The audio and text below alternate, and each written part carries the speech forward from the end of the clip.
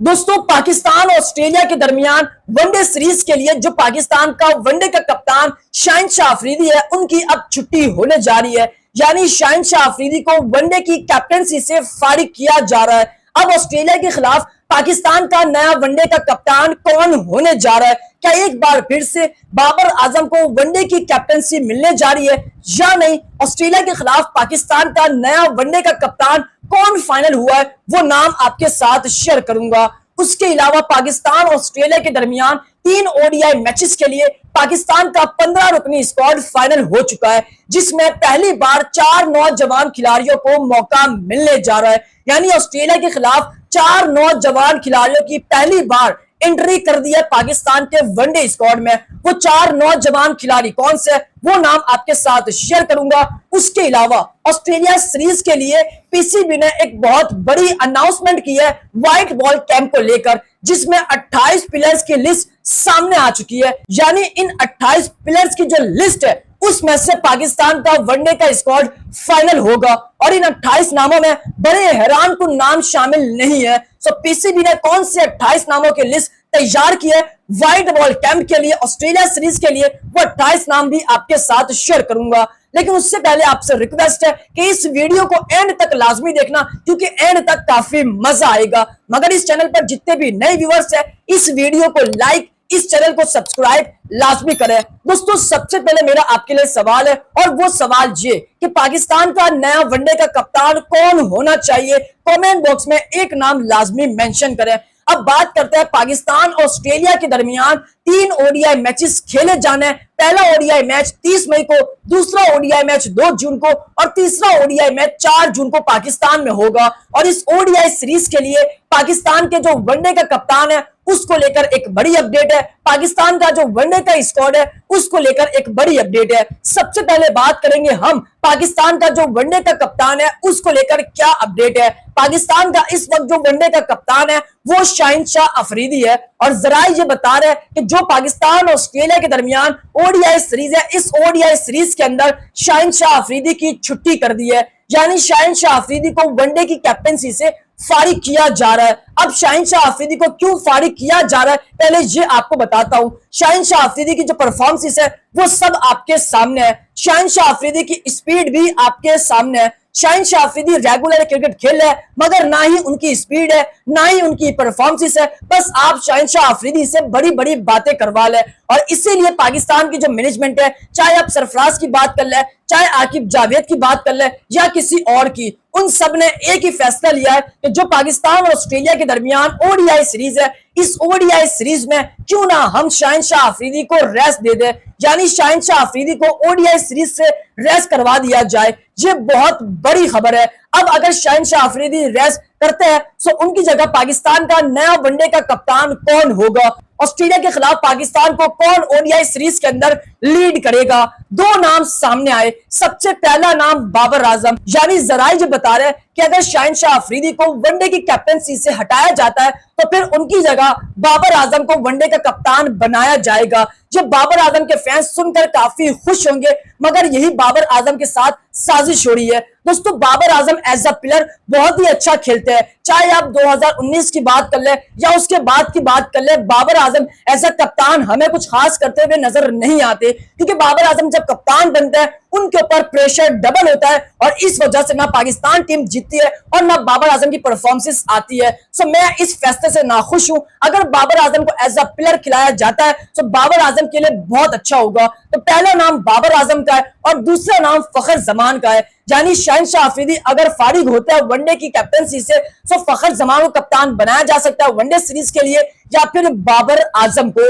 अब आपने बताना है पाकिस्तान का नया वनडे का कप्तान कौन होना चाहिए, बाबर आजम या फखर जमान। लेकिन तब यह फैसला होगा जब शाहिन शाह अफरीदी रेस्ट करने पर राजी हो जाएंगे। अब आपने बताना है कि शाहिन शाह अफरीदी को फारिग करना चाहिए या नहीं, कमेंट बॉक्स में लाजमी मेंशन करें। अब उसके बाद बात करते हैं पाकिस्तान और ऑस्ट्रेलिया के दरमियान 3 ओडीआई मैचेस के लिए पाकिस्तान का वनडे का स्क्वाड फाइनल हो चुका है। 15 रुकनी स्क्वाड पाकिस्तान का फाइनल हो चुका है, जिसमें पहली बार 4 नौजवान खिलाड़ियों की एंट्री कर दी है। यानी ऑस्ट्रेलिया के खिलाफ 4 नौजवान खिलाड़ी पाकिस्तान के वनडे स्क्वाड में शामिल होने जा रहे हैं। वो 4 नौजवान खिलाड़ी कौन से हैं? सबसे पहला नाम है अली रजा।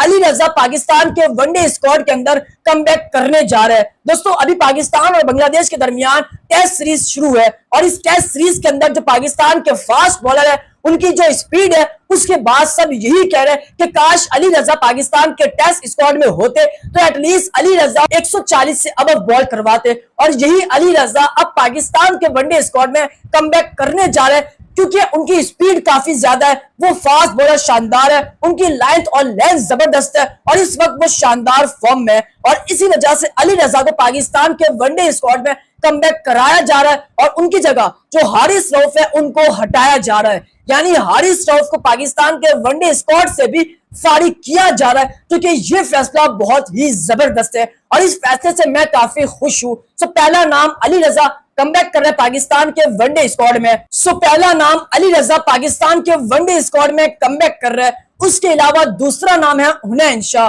हुनैन शाह को भी पाकिस्तान के वनडे स्क्वाड के अंदर कमबैक कराया जा रहा है। यह वही हुनैन शाह है जिसने पाकिस्तान सुपर लीग सीजन 11 के अंदर तबाही मचाई थी अपनी बॉलिंग से और ये नसीम शाह के छोटे भाई है। दोस्तों पाकिस्तान को बचाना है, पाकिस्तान क्रिकेट को ठीक करना है तो इसका सॉल्यूशन पाकिस्तान के यंगस्टर है और इसीलिए हुनैन शाह को भी लाया जा रहा है पाकिस्तान के वनडे स्क्वाड में क्योंकि हारिस रऊफ, शाहीन आफरीदी और नसीम शाह इन सब की परफॉर्मेंस आपके सामने है। इसीलिए हुनैन शाह को भी कमबैक कराया जा रहा है पाकिस्तान के वनडे स्क्वाड में। उसके अलावा बात करेंगे तीसरा यंगस्टर, तीसरा नौजवान सुफियान मुकीम। सुफियान मुकीम एक मिस्ट्री स्पिनर है और इनको भी पाकिस्तान के वनडे स्क्वाड के अंदर कमबैक कराया जा रहा है। दोस्तों याद होगा चैंपियन ट्रॉफी के अंदर सुफियान मुकीम को शामिल नहीं किया था और पाकिस्तान का क्या हाल हुआ था। यह वही सुफियान मुकीम है जिसने इस पीएसएल के अंदर सबसे ज्यादा विकेट्स लिए और फाइनली सुफियान मुकीम को भी अब पाकिस्तान के वनडे स्क्वाड के अंदर कमबैक कराया जा रहा है। उसके अलावा चौथा नाम है समीर मिनास। समीर मिनास एक जबरदस्त ओपनर है। अंडर 19 के अंदर इन्होंने इंडिया के खिलाफ किस तरह का परफॉर्म किया था, इस पीएसएल में किस तरह का परफॉर्म किया, वो सारी परफॉर्मेंसेस आपके सामने है और इसी वजह से समीर मिनास को भी पाकिस्तान के वनडे स्क्वाड के अंदर कमबैक कराया जा रहा है और ये बहुत अच्छा मूव है कि पाकिस्तान के यंगस्टर को मौका मिल रहा है क्योंकि जो पाकिस्तान के सीनियर है वो लगातार क्रिकेट खेल रहे हैं मगर कुछ खास परफॉर्मेंसेस नहीं आ रहे और ना ही पाकिस्तान की जीत आ रही है। इसीलिए पाकिस्तान की मैनेजमेंट ने फैसला किया है कि क्यों ना हम यंगस्टर को मौका दें ताकि रिजल्ट डिफरेंट नजर आए और इसीलिए ये 4 नौजवान खिलाड़ी ऑस्ट्रेलिया के खिलाफ पाकिस्तान के वनडे स्क्वाड में पहली बार शामिल होने जा रहा है जिसमें अली रजा है, हुनैन शाह है, समीर मिनास और सुफियान मुकीम है। लेकिन काश इस स्क्वाड के अंदर हसन नवाज भी होते तो क्या ही बात होती। हसन नवाज भी एक जबरदस्त टैलेंट है मगर अफसोस इस टैलेंट के साथ ज्यादती की। सो आपने बताना है कि ये 4 नाम पाकिस्तान के वनडे स्क्वाड में शामिल होने चाहिए या कोई और यंगस्टर जिसको पाकिस्तान के वनडे स्क्वाड में शामिल करना चाहिए वो नाम आपने कमेंट बॉक्स में लाजमी मेंशन करना है।